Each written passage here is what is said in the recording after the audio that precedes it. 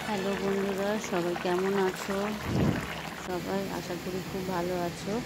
আজকে ইলিশ মাছের পাতলা ঝোল করে দেখাবো, একদম কালো জিরে আর আলু দিয়ে আর বেগুন দিয়ে। কড়াই গরম হতে দিয়েছি, তেলটা গরম হতে দেবো এবারে। তারপরে ইলিশ মাছগুলো ভেজে নেব। ইলিশ মাছের সেদিনকে পিসগুলো দিয়ে ভাপা করেছি, ওই জন্য লেজ আর মাথাটা পড়ে আছে। এই জন্য কী করবো ভাবলাম, তাই ঝোল করে নেব। তাই বেগুন আর আলু কেটে নিয়েছি, মাছগুলোতে নুন হলুদ মাখিয়ে রেখেছি। এবারে ওগুলোকে হালকা করে ভেজে নিয়ে তুলে রাখবো।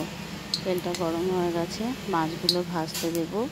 ইলিশ মাছ বেশি ভাজলে ভালো লাগে না, একটু ভাজলে হালকা ফ্রাই করে নেব, তুলে নেব। ইলিশ মাছগুলো ভাজা হয়ে গেছে, তুলে নিয়েছি।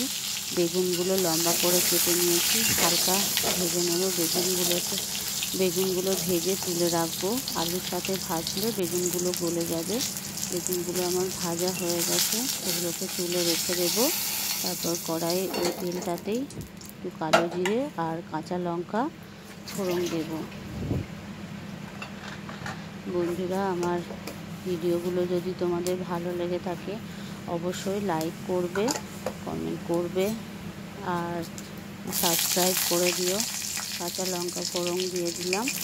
এইবারে আলু, টমেটো আর পেঁয়াজটা একটু ভেজে নেব। পেঁয়াজের গন্ধটা যাতে চলে যায় সেজন্য হালকা একটু পেঁয়াজ দিয়েছি, একটু টমেটো দিয়েছি।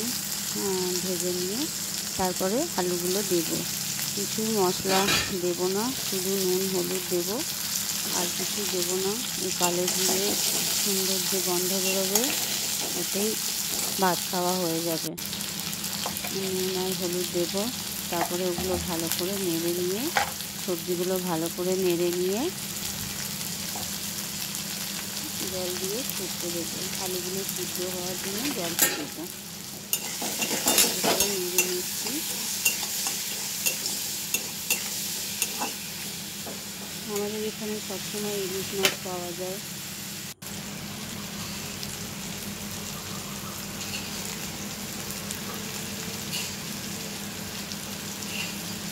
ভেজে নিয়েছি, একটু লঙ্কা বাটা দিলাম, দুটো লঙ্কা দিয়েছি, গোটা লঙ্কা চিড়ে দিয়েছি, একটু লঙ্কা বাটা দিলাম একটু ঝালের জন্য।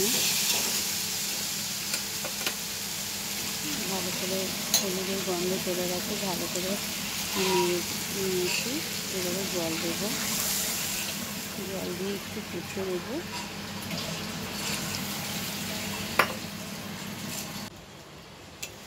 ঝোলটা ফুটে গেছে, এবারে বেগুনটা আর মাছটা দিয়ে নামিয়ে নেব। একদম সিম্পল পাতলা ঝোল করে ভাত খাওয়া যায়। গরম পড়েছে, গরমে বেশি রিচ না খাওয়াই ভালো। চোখে তারা মিটি মিটি মাধবীরাত আসেনি তো বুঝিয়া। আমার ঝোল রেডি হয়ে গেছে, একদম সিম্পল করেছি, কোনো ঝোলে মশলাপাতি বেশি দিই।